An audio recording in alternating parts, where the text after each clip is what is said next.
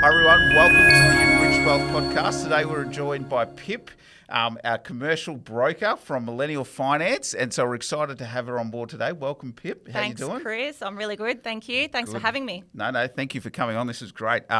So let's start off, Pip. Who are you? What's your role? I've said commercial broker, but people probably don't know exactly what that is. And then we want to wind back and sort of find out a bit of the journey of how someone might get to that position. Yeah, so Pip from Millennial Finance. I joined Millennial Finance in June of 2023. Okay, Before excellent. that, I was a career banker and spent my career almost exclusively in business banking. 16 years with Bendigo Bank across a number of roles. So I actually started off in a branch network, doing a teller position back in 2007.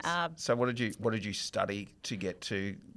Well, I was at university and I was just looking for a job. So I thought I was going to be an accountant, actually. Okay. So I'm from Bendigo originally. Nothing wrong with being an accountant. Nothing wrong with being an accountant. So that was the plan. I went away to university, enrolled in a Bachelor of Commerce at Deakin University.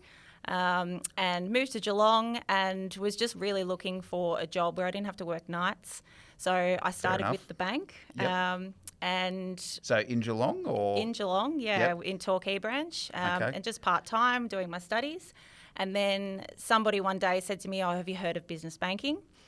Which I hadn't. And basically I hunted the senior banker at the time down until he gave me a job, which took about 6 months. So when you heard about business banking, you're like, this is what I want to do. This is the application of that accounting degree I've got in a way. I don't think I actually really knew what I was getting myself into. I think I just looked at it and went, well, it'll be something different. They were telling me that it was something where I could apply my degree, basically. Yeah, nice. And so that was what I did. But I really did you enjoy your accounting degree? Be honest. It took me 10 years to complete it, so no. I was a terrible student. I think I did really enjoy the finance subjects, and I actually I did some property subjects towards the end of my degree because part of my banking career was around property. I'll cover that later. But there were components of it that I liked, but I'm someone where if I don't love what I'm learning, I do really struggle. And so my brain just presses delete on the information once it goes, right, you don't need that anymore. Yes, yep. But I think that's the thing people forget, like accounting is quite a broad degree. Like you've got law, you've got all these different components to it. And I think, like I saw a few people drop out and I was like, you're probably missing the point. There's so many places you can go with this. You don't have to be a typical accountant at the end of the day. There's all these other and when you speak to young accountants as well, they always say, it's a bit of a slog in those early days. Even once you complete your degree, it's the good stuff that comes, as you progress in your career, which is probably most careers. Yes. So anyone out there listening, accounting isn't the worst thing, and it does lead to other areas. It does, and it's it's an area which is so diverse, and that was the thing for me. I really did think that that's what I was going to do, and banking was supposed to be a stopgap. It was really just supposed to be a job, and just I thought, a blip on the radar. At least I can go into a role in the branch. I wasn't using my degree, and then when I heard about business banking, I thought, all right, well, this is how I can get some on-the-job training. I can use a little bit of what I'm learning at school, and then quit the bank once I'm done and go back and be an accountant. And that was genuinely what I thought was going to happen.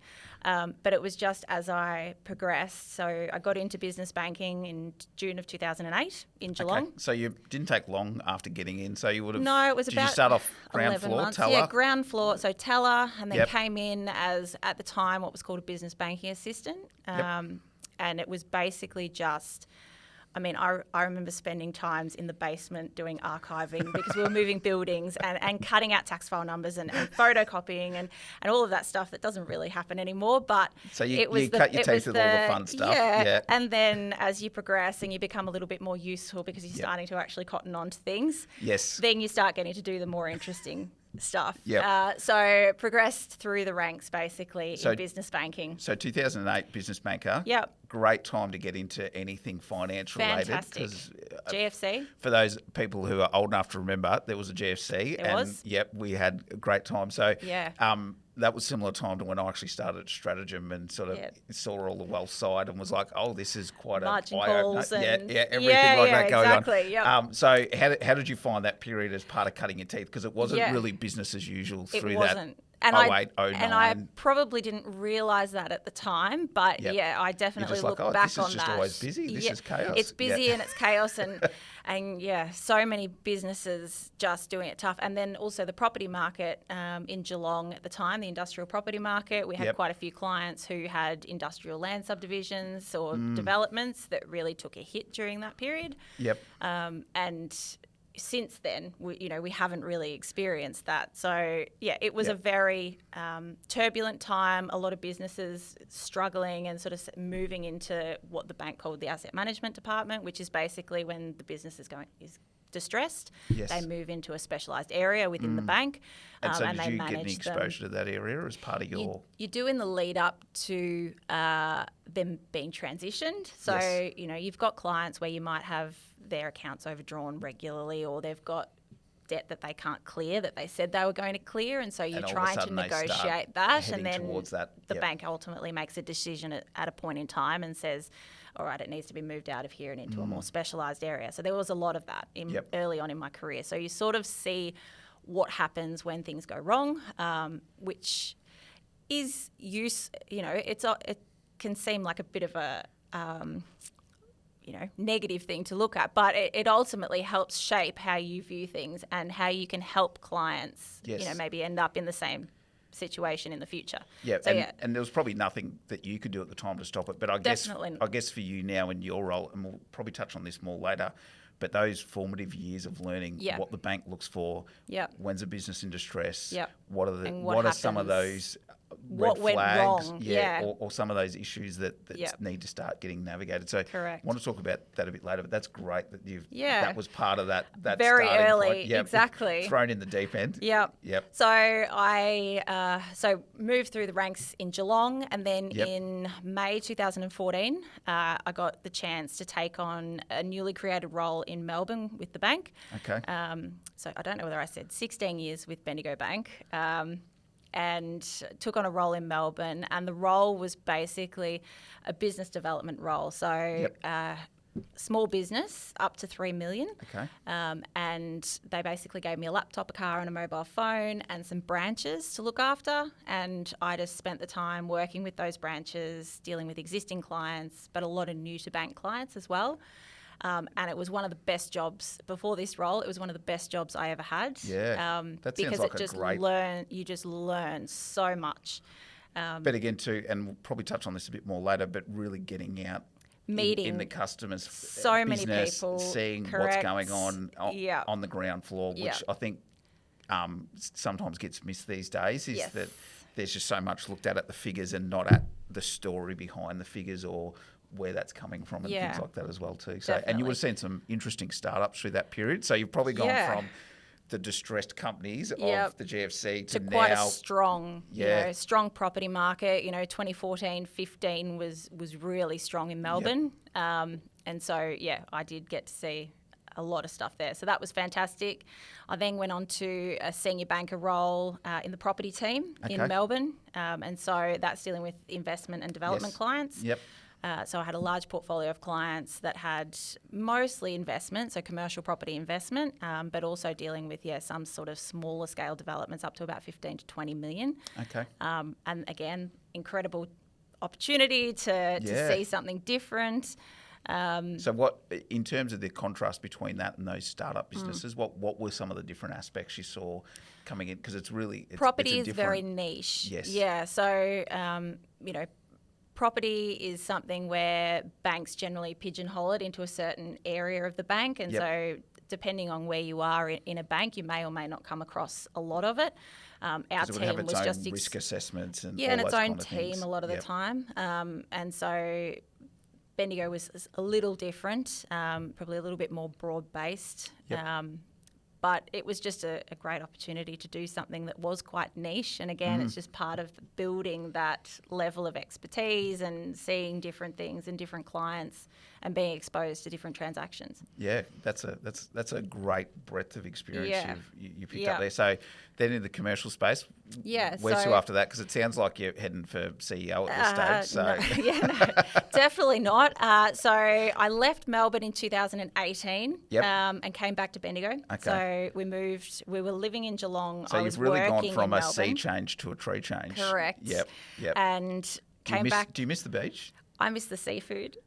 I went to Melbourne on the weekend. I ate a dozen oysters on Friday and another half dozen on Saturday. I went to South Melbourne Market. It was incredible. And so every time I go to Geelong or Melbourne, I go and get seafood. Yep. I miss the cool changes at night. Yes. But I am very lucky. Like, we've got a beautiful property out in Harcourt North, near Castlemaine, and so I feel very fortunate with what I've got here as well. Yeah, nice. But each area has it's bits and pieces. Correct, and Geelong is a beautiful place. I love Geelong. You weren't a keen surfer or something like that? No, I wasn't a surfer. Missing the waves or anything? No, definitely not. So I haven't had to adjust in that respect. Can I ask a question? Because I know. And my brother-in-law probably won't listen, but he is adamant that seafood tastes much better next to the ocean than it does anywhere else. 100%. Yep. Yeah, I'm sorry, but we are just too far north. Look, there are a few exceptions to that. There's obviously some lovely restaurants in Bendigo who bring in fresh, quality seafood, but ultimately, I used to be able to go to Coles in Geelong and buy oysters, and they were perfectly acceptable, whereas I would never do that in Bendigo. You're just too far away from the sea. If you're going to do it, you've got to do it right. But so he's right. Sorry. No, that's fine. Just thought I'd clear that up. No, and we like when I was younger, we had a couple of years at the beach, living near the beach, and I remember taking for granted the fact that it was right there, and then when you're not there, it's like, it's actually a bit of a drive, and it's like a whole, and it's a treat. Yes, it is. And that's what it is for our kids. But it's just interesting to see people's different perspectives on what they miss from their beach days or something like that. So glad you're happy now. Glad you've got a good spot here. Moved back in 2018. And then moved into a learning and development role. So it was more coaching and training. It was a relatively short stint. So I suppose I was just looking for, all right, what else can I do within the bank? And this secondment came up in the bank, and so I did that. Then went back into a banker role for a short stint. Business banker role here, just for a very short period of time. Again, it was a secondment because I gave up my job in Melbourne. I took some time to finish my degree because I got read the Riot Act, honestly, by Deakin, and they said, if you don't finish, and I was so close. I think I had 7 units or 6 units or something to finish. So I was almost there.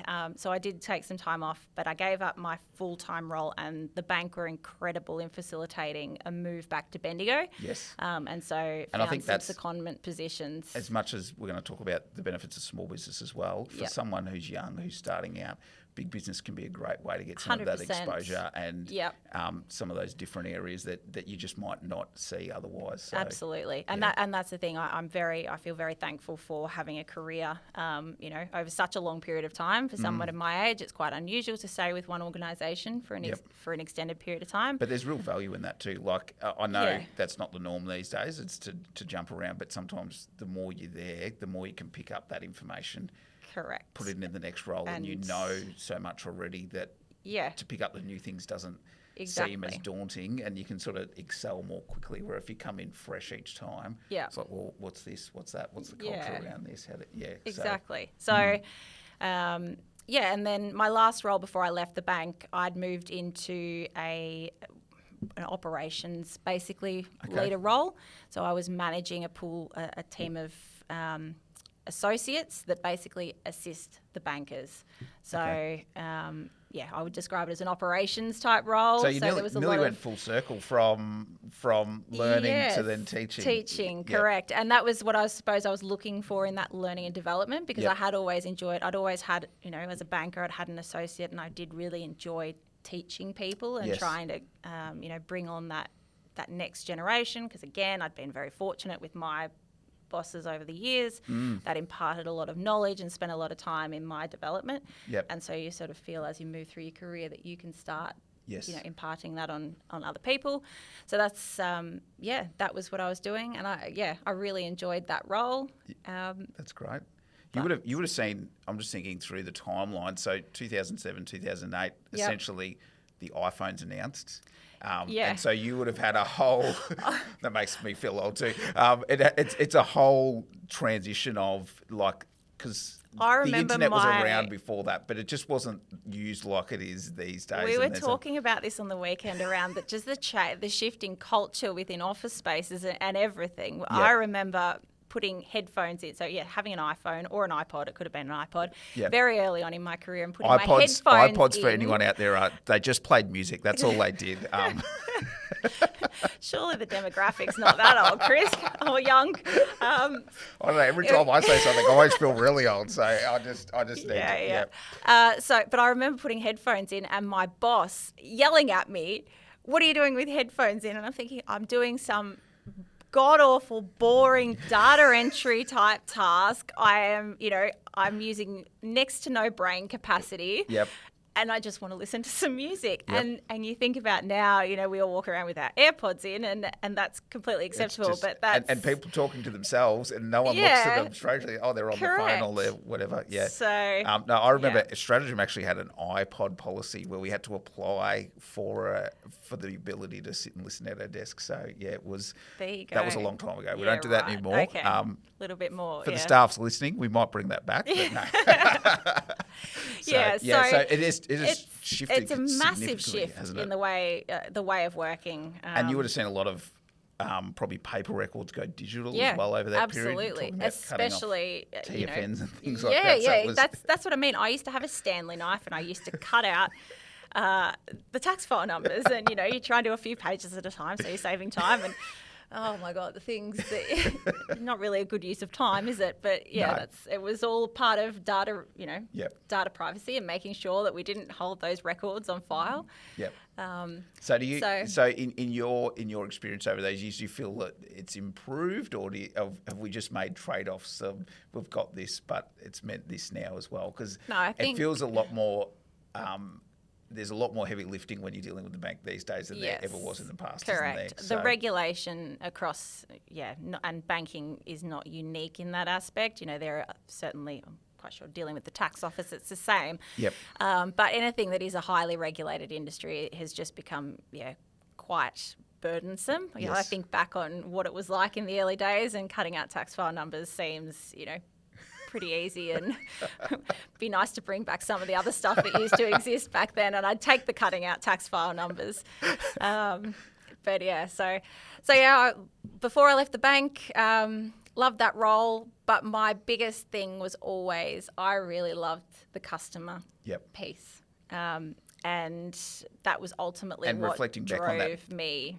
That best role was you just getting in the car, seeing clients. A heap of clients, and so that was what ultimately drove me to look for what was next. Do you feel that sort of role is disappearing from the banking world, and it's moving to? Because I heard, I think it was some stats you were talking about on another podcast episode you're on, where 70% of all home loans are now written by brokers, and it's almost that traditional banker role that we're looking for is actually disappearing from the bank. Yeah, and that was how I felt, when I was doing the role that I really enjoyed 10 years ago now, more than 10 years ago now. Yep. And I didn't feel like there was a similar role where I would have the ability to spend as much time as I wanted to with clients and focusing on what the client wanted versus being more internally focused. And that was how I felt that banking was moving, was that, you spent a lot of time looking inward and not so much time looking out and looking at your clients and spending time with your clients.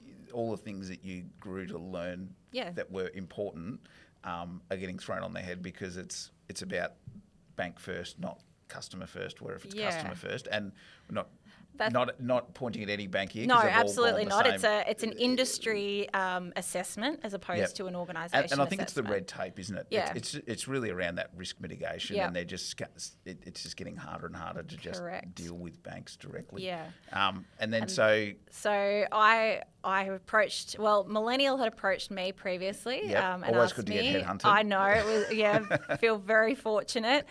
And I did originally turn them down. Yep.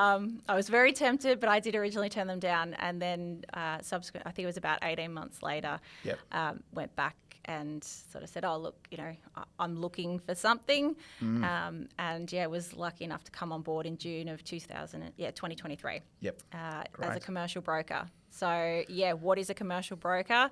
Basically, my career. Love to know. Yep. Yeah, it's the same as a mortgage broker, but my background being in commercial basically means that is my niche, that is my area of expertise, is dealing with business clients. And I think that's what people sort of forget sometimes is loans are not like they're not all the same. Yeah, they're very different, different requirements and all those kind of things. Exactly. That goes into it. And that's the same in the mortgage broking space. If I had a first home buyer, I would refer that to one of the guys in my resi team, because that's not my area of expertise, and that person would be best served with somebody who can really, tap into what they need as a borrower.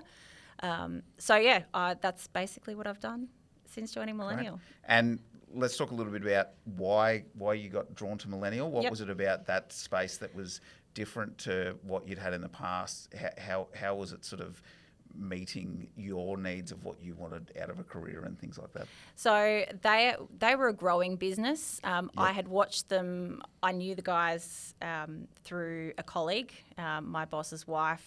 I worked with quite closely, and so I'd watched them since they started themselves. Just two of them, and they'd grown the business and they'd created an amazing culture and just started recruiting a heap of people that were just really, really good at what they did, and build a team. And so what I had worked out in my career is that I love being part of a team. I don't want to be, as much as I probably operate a lot by myself, I do like having, the ability to bounce scenarios off people, the ability to sort of go, all right, I think we need to bring somebody else into this because, there's real power behind that, isn't there? Massive. And we've seen that coming out of COVID too, just being in an office, like we've got an open plan, so you can talk to people very easily, but just having people there that are like-minded, thinking a similar way. Like when you're working at home, you just can't turn around and go, oh, what about, it's a call. Like it's a few more steps to get something. And people then wonder, why are you calling me just for a single question? Where if you've got that environment and that culture, people are like, it just gets better outcomes all around. And people, I've seen that before, I'll try this. And, just all those little things along the way that just sort of compound to get a better result. As you're learning, as much as, I came in on day one and I think I had a file thrown at me, like, oh, here's the deal, we've been waiting for you to start, which was awesome. And as just much as I could throw it in the deep end again and go for it. Yep. And as much, credit is credit. Looking at a deal is very universal. It doesn't matter what bank you work for, but there was a learning curve as far as how do you engage with the banks. You no longer are employed by a bank. So what does that So did you find that a little bit jarring, or did you? Massively. Yeah. And 16 years with one organisation, I'd gone from being, quote, expert in things because you know things so intimately and you've developed this knowledge over a long period of time to going, I know what it could be, but I don't know how to get the answer. You don't have access to any of their internal, systems. I felt like I was on the phone all the time, which you are. You're constantly on the phone to banks, asking them questions. And so that takes a bit of a learning curve. So having people around you who have already done it, who have been there, and sort of provide you that sort of guidance. I think hats off to anyone who goes and does it themselves, because I feel very fortunate that I was able to go into a business that was already established and that already formed relationships. And it just you could just leverage off that. Yeah, absolutely, and their knowledge, because it does make it quicker. Yep. So today, what's a day in the life of Pip look like these days? Is it a car, laptop and phone and you're out and about? Sometimes. So I still do a bit down Geelong and Ballarat. So I'm off to Ballarat tomorrow.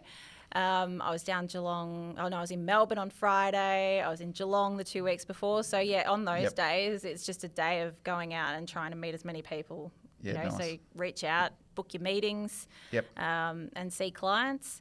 Other than that, it's chasing up banks. Where's this deal at? Basically chasing up banks. contacting accountants or financial planners and grabbing information, getting information. Yep. So you do become a bit of a coordinator at the end of the day, don't you? It's kind of almost like a project, and you're the project manager, and it's pulling all the bits and pieces together that you need. And that's the benefit of what we do. So when a client goes to either their bank or they go and engage with a new bank, they have to collate all the information. They have to try and package up who they are, what they do, what they want, and engage with that banker. And depending on who you get within the bank, that person might be new, they might be learning, they might be new to that bank, they might be quite competent, but they might be, fresh.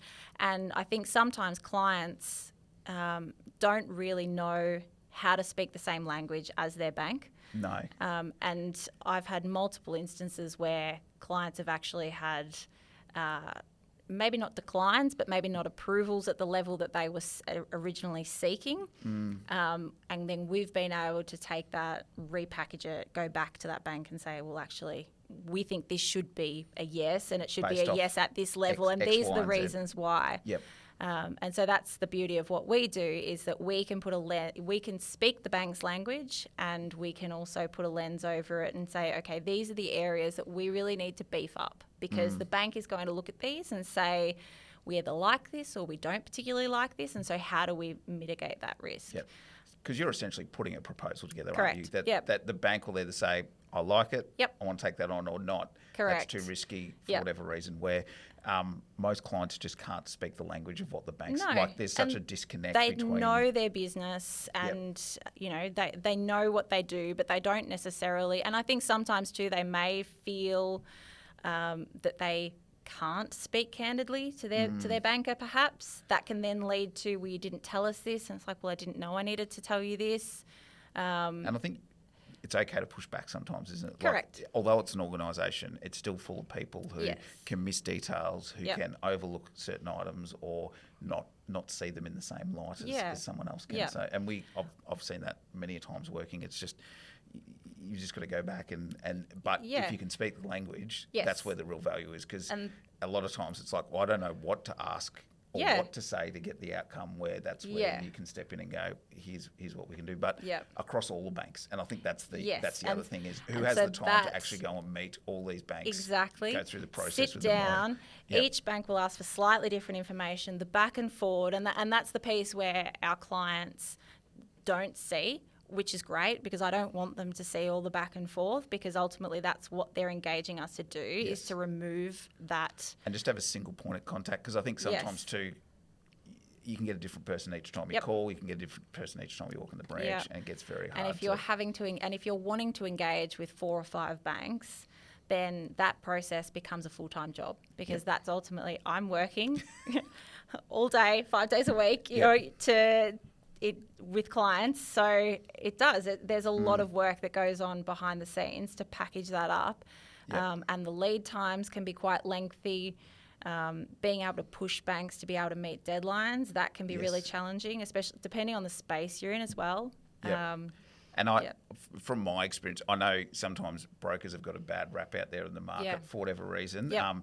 Even Barefoot Investor seems to not always like them. But I've always thought there's been real value. Like, I used a general insurance broker, because I'm like, I don't want to go around to all these places that sell car insurance and home insurance. I just need an expert who knows what to put me in. Correct. When we first bought a house, we went to our bank because we thought, we've banked with you for years. And then some of the stipulations they were looking for, we're like, this seems a lot harder than all of our friends who are buying houses. Went and saw a mortgage broker, and he's, oh no, this is all you need to do. And it was like, well, hang on, that's a very different experience to we had dealing directly with the bank. And so even in those aspects, just having someone who knows the language, I think, is a huge. And people think, is there that much of a language? There is a huge language barrier. And that language barrier becomes even more pronounced in the commercial space, or the agri. So we have an agri team as well. And the same thing, you know, and that's a specialist area again, it's another specialist area. I know the front end of a cow from the back end of a cow, and that is where my expertise ends, and I pass it on to the guys that know what they're talking about. So, you know, you just need to know what you know and what you don't know, and you just stay in your lane. But yeah, I wanted to touch on that piece around perception of brokers in the market, because I admit, as a banker... Here we go. Here's a bit of I was hesitant around that, and part of, why were you hesitant? What was your preconceived idea? Probably because where I had come from, being at Bendigo Bank, is not a massive broker organisation. So my dealings had been very limited, but my dealings with the people that I had dealings with had been, can I trust this person? Yeah.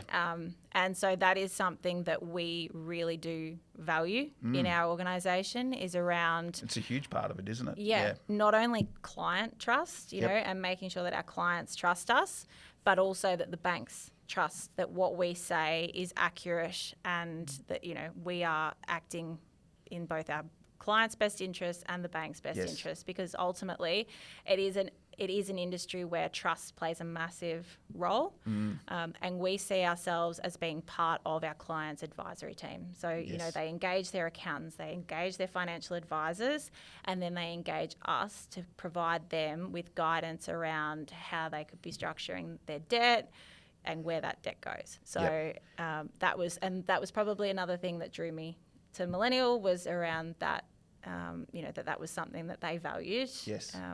Because it's very aligns important. to my personal values. That's great. That's really good. And I think that's the thing. Some people think finance is just finance, but it's like there are so many aspects to it, and there's so many different people that need to get involved. It can be legal at times, just all these different facets of it. And if you're trying to do it yourself, there is a huge lot of work that needs to be done, and it's like, have you got a couple of weeks set aside to do this? Because if you're not doing these forms all the time, like there's even forms I look at and go, someone else needs to do those. That's it. That's in my organisation. That's let alone filling out a bank form or something else. The art of leadership is delegation or something. Isn't that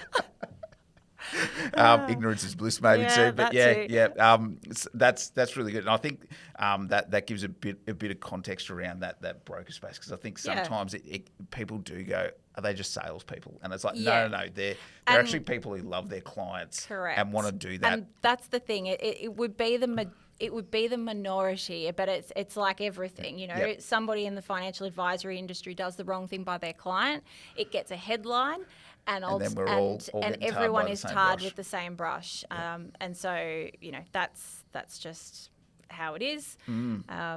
But definitely a growth area. And 70% of home loans are written by home loan brokers. That percentage is far, far lower in the commercial space. But are you seeing that increase, especially with the work you guys are doing around going, it's not one size fits all with banks. It's not, correct. You don't need everything at one place. You want to get the best deal. And so the industry releases statistics on, what that percentage is. And sorry, I don't have that percentage off the top of my head. That's... but that number is... Clients, I am. I'm busy, Might have to do some... we'll just do a cut and put that in there. But... that number is growing, and we are seeing more of an acceptance towards, I think the previous generation were very much, I've banked with... This is Barry. ABC, he's my banker. Correct. Go ABC see Barry. Bank. Yep. But you've got a large portion of bankers over the last 10 years that have retired or have moved on, and so that loyalty. If the relationship is no longer working, that relationship is now on the market for tender, and clients are looking for, okay, well, what does it look like, and how do I do that? And that's where we can obviously facilitate that and give you. I think a lot of people too think in the commercial space, client with tax arrears, or maybe credit issues. Yes. I'll go and see a broker. Yes, ultimately I might be able to deliver a solution for that client that they may not have thought of themselves. But where you can really drive value is for clients where they are strong clients, but maybe they haven't been well looked after. Maybe they've been designated in a bank incorrectly, or they've had a high turnover of staff for whatever reason. I have had clients who have had 4 or 5 bankers within 3 or 4 years. Wow. And that creates it's hard to get that continuity, isn't it? Especially when they're an integral part finance is an integral part of the business to keep it running. Yep. Can be really important if it's cyclical around cash flow and different things like that as well too. So you really need that person that you can trust and rely on. Otherwise you're going... And especially if the business is growing and changing and the banker doesn't have a handle on that and then is presenting something internally which the banks start getting a bit jittery about. And when you actually dig into the numbers and actually look at things, you can go, well, the story is when you actually ask the questions, you ask the right questions and you sit down with the client and you understand what the strategy is, the story is actually fine. And and it's the perception of it. The hard thing too is with that turnover, you've got to retell the story, don't you? 100%. And clients just love that. Nothing like telling who you are. I've banked, for 20 years. I've been here for 20 years, and this is my business. And it literally, that's how it works, isn't it? Because there's not this amazing record kept of every business on the bank's file where they go, oh, I know your whole story. I've read it. Let's just talk about what's next. Correct. Give us a bit of the history, the background. And it it's can just feel human like, nature to go out and ask for it verbally. Ultimately, 2 steps forward and 1 step back all the time. Correct. So that's where again we can provide that level of evolving continuity story across banks, and essentially the bank is just a solution to finance. It's not the be all and end all relationship where it's very hard to uproot as well, isn't it? And sometimes there can be situations where you place a client with a bank because they're going through a change and a shift, and you go, all right, for the time being, for the next 2 years, this bank is going to be the best fit for you. Yes. However, the ultimate aim is to move you in 2 years because either the pricing is you're paying a premium because they're prepared to actually lend you the money that you want or on the terms that you want. But ultimately in 2 years' time, you then go back to what would be considered a vanilla deal, and you tick all the boxes that the bank want you to meet. And, we end up taking you back there and then the pricing and the terms, go back to something more in line with what you ultimately want. So I think that... Do you find too sometimes, and I'm not saying everyone go out and change their bank tomorrow, but there is power in being able to shift banks? Like there's leverage in taking the package, whatever it looks like now, to a new bank, and there's different negotiating power that you wouldn't 100%. Have got at the same bank. And even we have had instances where we have taken something to market. And genuinely, the client has been prepared to. So we say, okay, we will tender your business, and we will include your existing bank in that tender process. And so everyone has the same information; they have the same chance to quote and price the deal. And sometimes the existing bank have come back with the best terms. Yes. And we're able to. But they probably wouldn't have got that without our negotiation and the ability to tender that. And so, to frame it differently. And it's probably not a preferred solution, but sometimes it's the right solution for the client. Yeah, but I think it's also too, you're not there wanting to change banks for the sake of changing banks. You're coming at it fresh eyes, saying, how can we get the best deal? Where does that come from? Yeah, and and sometimes too, I think about internally when I worked for a bank, sometimes there's nothing like having a bit of external competition to push the powers that be to be like, we need to go. Yes. Because the bankers could only do what they can do, and it's the pushback is always, oh yes, but what is the pricing that we are trying to beat? They are only going to give the best of what they can, but sometimes competition does drive that. That's also important in the commercial space. Is a lot of people think, well, I'd say some people think it's similar to residential, where there's a percentage rate posted on the website, and that's basically what you'll get, or similar to that, where you've actually got quite a bit of negotiating power depending on what that is, and that's in a couple of different forms, isn't it? So that could be security, the strength of the business, the strength of the industry. But in terms of finance, it could be a longer term. It could be a better, it's not just always about a better rate. And that's exactly right. So that was what I was going to touch on next, was around, cheap is not always best. And that's what I will say. So some clients, absolutely, cheap is best. And if you never need to speak to your bank and there's an offer on the table and I go, this is the cheapest offer on the table, the terms are good, their technology is terrible, and they're going to be really painful to deal with, but you're never going to have to talk to them again. Self-managed super fund lending is a prime example of where I could detail this. And we've done a bit of that, haven't we? Correct. So, and they are awful. But it's cheap and you never have to talk to them again. It's a set and forget. It's a little bit like your home loan, isn't it? It's kind of, just you lock it in and away you go. Where there are plenty of others where there's a lot of moving pieces. Yep. And if you're having to deal with your bank on a regular basis, relationship and the after service support has to actually play a part in your decision around who you're actually going to go for. And so that's what we try and do as well. So we try and vet the bankers, we try and vet the team behind them. You can only do so much due diligence, but ultimately if you've had a success with them previously and you feel like they've really gone out and pushed for things or pushed to meet deadlines, then they're ultimately the ones that you're going to want to try and go back and use again. And you can sort of have some confidence that I'm recommending. You're managing two sets of relationships then, aren't you? Because you're on one side you're managing the client and saying, I need to know your story. On the other side it's then managing different teams of bankers that you can go, hey, I know that these guys understand this type of business, because it's even different types of businesses work with different banks as well too. It's not all just, no matter what business you've got, it's just business finance. It's like, no, if you've got this kind of business, these guys understand it. Yeah. These guys probably not as much. Sorry, I shouldn't say guys, people. Yeah. But there is that element to it, isn't there? Absolutely. Yep.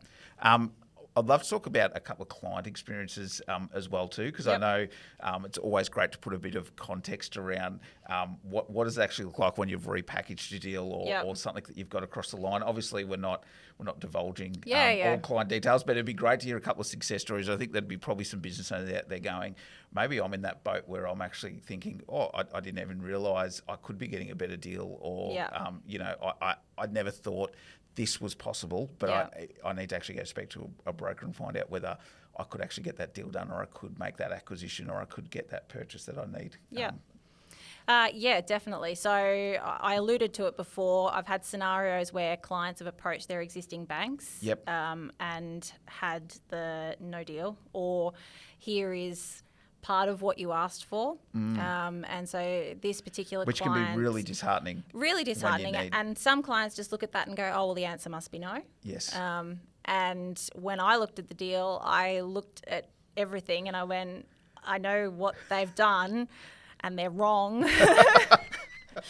So let's have another go at this. I like that attitude. That's good. And so that was a really that was a really interesting one, because unfortunately for the banker, they just made a bit of an error. So we took it out to market. And that's the other thing you're dealing with is bias. So everyone comes with their own bias, and so you're trying to break down some of that bias and some of those misperceptions that might be out there as well, to say this is actually different. You need to look at it differently. So we were able to repackage that up and say, hey, we know how you've assessed it, but actually so when you repackage it, because this is my learning as well too. Don't you just have a set of financial statements? Don't you have 3 years worth of financials and you just give them the financials and away you go? No. So the way we operate, depending on the client, so the smaller clients, you don't do as much background. You try and just sort of do a bit of cursory work and look at it. When I say the smaller clients, probably the sub-$1 million space.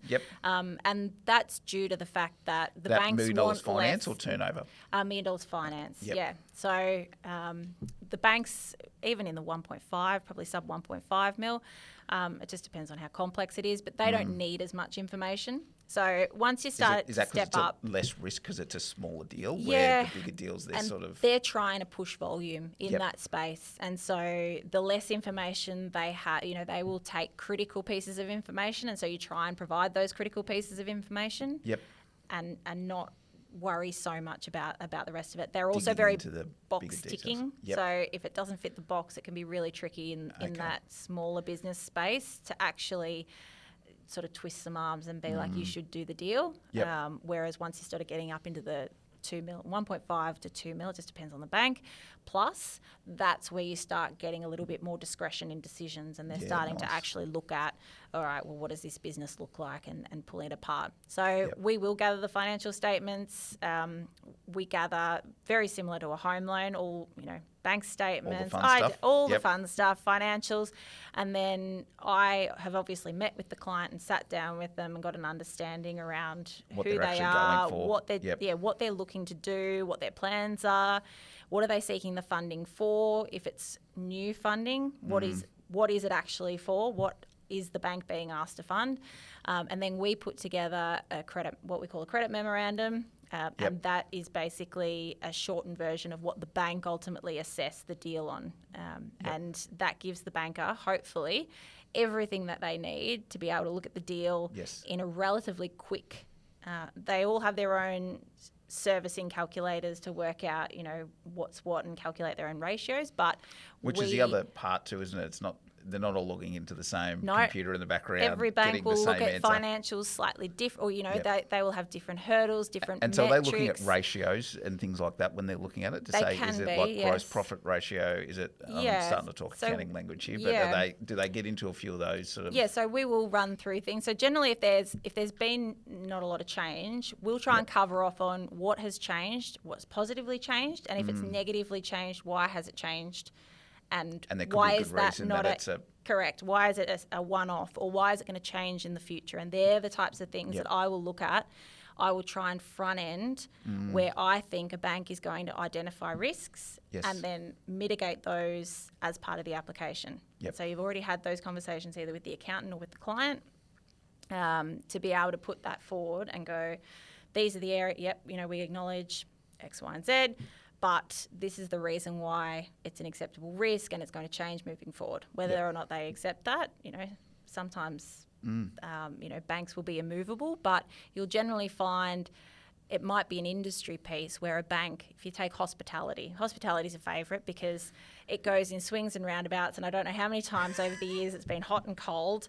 And so you'll get, a bank that has a loss on a big pub and done a heap of dough, and all of a sudden no one wants to look at hotels and they're all horrible and don't care. Construction, there's another industry that banks and just you've probably go, seen the ups and downs over the years of that as well. So they and if we talking on that, what are some of the trends you're seeing at the moment? Like, what are some of the things that banks are either looking for, or some of the industries that they're really sort of open to having more discussions about, and there's a bit of movement on them? Yeah, so we've had a lot of luck in the professional services space. Okay. So accounting, financial planning, legal, even environmental consultancy, I think is an area that they're sort of open to as well. And then also health. Is another area that they really like. So anything that's a really growing space, isn't it? There's just so many different services out there, and where so there's many limited things. Volatility, and there's you've got, if you think about health, you've got an aging population. You've often got underlying income from either supported by Medicare or government, or health insurance providers. It's payment at the point of service or guaranteed from Medicare or a health provider. So you just don't have cash flow issues. You don't have cash flow issues. They're generally educated, and so they see those areas as being a safe bet. Okay. And then the same with the professional services space as well. So they're probably the two key ones off the top of my head. Okay, at the moment. And then on the flip side of that, as I said, construction, retail, hospitality would be areas where there will be banks that just turn around and go, no, we're not doing, it's just a blanket no. And then there will be other banks where they will genuinely look at the individual business and the strength of that business and what underpins them, and do we want to do the deal based on the strength of the business. It's sad seeing that blanket no, because it hampers any sort of innovation or the ability for new players to come in with new ideas in that space and get things going, because it's just not that. That's where a broker can add, So if you are a good business in that sector, and you are making money, and you aren't happy with your relationship, that's where at least you can go out to market with us, and we can sort of go, right. We go out to 4 or 5 banks, and you get that understanding around who's just not doing it, and who's still open for business for the right type of clients. Yep, and you then know what to take from that too. Correct. So there's just huge value there. Yep. In terms of where do you see all of this going? Because I feel like we're going to have a situation where there are banks and then there are brokers, and the brokers will deal with the customers, and then the banks will just be basically a lending deposit-taking house in the background. Am I wrong in saying that, or am I reading the tea leaves wrong, or is it just a... I think there is a real shift, and I mean every other week you've got bankers going to become brokers, and you don't have too many bankers leaving broking to become bankers, do you? No, we don't have that problem. And private funders as well, like there's lots of ex-bankers going out and starting private funds.